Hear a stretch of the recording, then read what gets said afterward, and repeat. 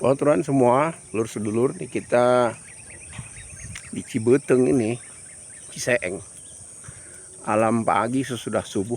Ini udaranya luar biasa nih, alhamdulillah. Segar sekali. Buat apa? Paru-paru, buat pergerakan jantung sangat bagus.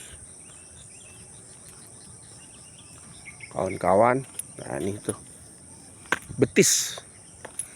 Betis kita tuh ada urat besar, soles namanya. Itu harus sering digerakkan, minimal per 1 jam. Karena fungsi soles ini, urat besar betis ini, sebagai jantung kedua. Kenapa jantung kedua? Karena dia itu mengembalikan pergerakan darah ke jantung. Jadi melawan gravitasi. Nah, jadi kalau dia didiamkan berjam-jam, sejam diam, 2 jam, berjam-jam dia diam, nah ini akibatnya bisa ada penumpukan darah di bagian kaki. Nah, dari penumpukan nanti bisa apa? Bisa pembukuan, bisa varises. Nah, kalau udah pembukuan ini udah repot ini.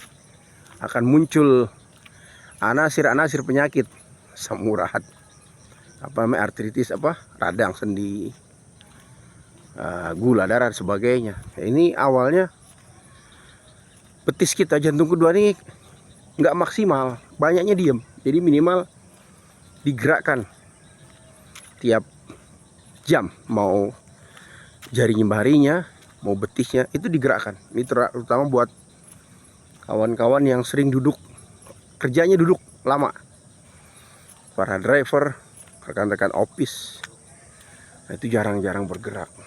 Itu harus ada pergerakan. Nah, kalau kita optimal gerakan jantung kedua kita, betis kita, soles kita ini, kalau kita sehat, pasti ibadah kita akan optimal. Kita bisa rajin sholawat, rajin zikir, rajin taklim, nuntut ilmu. Nuntut ilmu itu perlu, wajib, bukan sunnah. Hadir taklim, bahas kitab-kitab para ulama, kitab-kitab yang periode keemasan lah. Ya, Anatul Talibin, Fathul Bari, Fathul Akhir, Fathul Qorib. Ini kita kadang-kadang hanya ngaku mazhab Syafi'i, tapi kitab-kitab klasik mazhab Syafi'i nggak kita pernah bahas. Fathul Qorib nggak tahu, ya Anatul Talibin tenyaho, Fathul Mu'in apalagi komo tenyaho. Banyak yang nggak tahu, tapi klaimnya mazhab Syafi'i, mazhab Syafi'i. Banyak kitab-kitab mazhab Syafi'i yang kita nggak paham, apalagi yang aneh-aneh, Busrul Karim dan sebagainya. Itulah anehnya kita tuh, hanya bangga sama klaim. Nah, ini usahakan betis kita gerak, jalan, dijalankan, bergerak.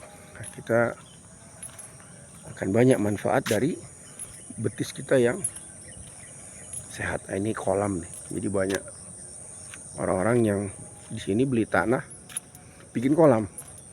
Nah, ini juga orang invest nih, termasuk orang-orang yang sehat, karena dengan sehat dia jangan banyak bergerak, otak kiri kanan yang maksimal, akhirnya apa? Banyak ide, kreasi.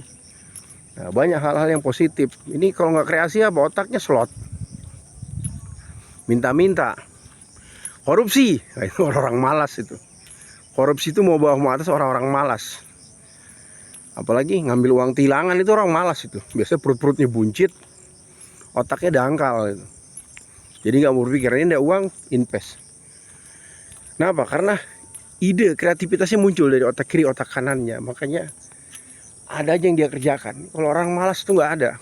Orang malas itu ketika dia kurang dorongan atau tidak terdorong untuk melakukan kebaikan padahal dia mampu, akhirnya malas, hanya banyak tidur, akhirnya perutnya buncit.